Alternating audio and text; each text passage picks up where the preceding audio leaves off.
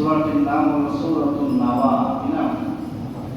পাশাপাশি সমসাময়িক যে বিষয়গুলো থাকবে, সমসাময়িক বিষয়ের ভিতর রয়েছে কি ইরান আর ইসরায়েল যুদ্ধ, ঠিক না? এটা তো বর্তমান প্রেক্ষাপট এবং সমকামিতা, কিশোর জ্ঞান, অপরাধ আমাদের সমাজে বর্তমানে কম না বেশি? কারণটা কি? আজকে আমাদের যুবক, আমাদের অভিভাবক তারা অসচেতন। সচেতন না অসচেতন?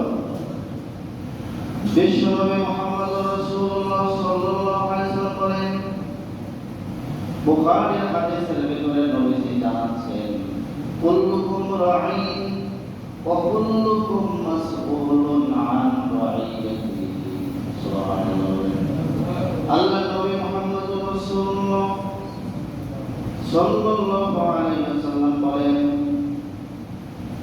প্রত্যেক অভিভাবককে কিয়ামতের দিন জিজ্ঞাসাবাদ করা হবে যে সে সমাজের অভিভাবক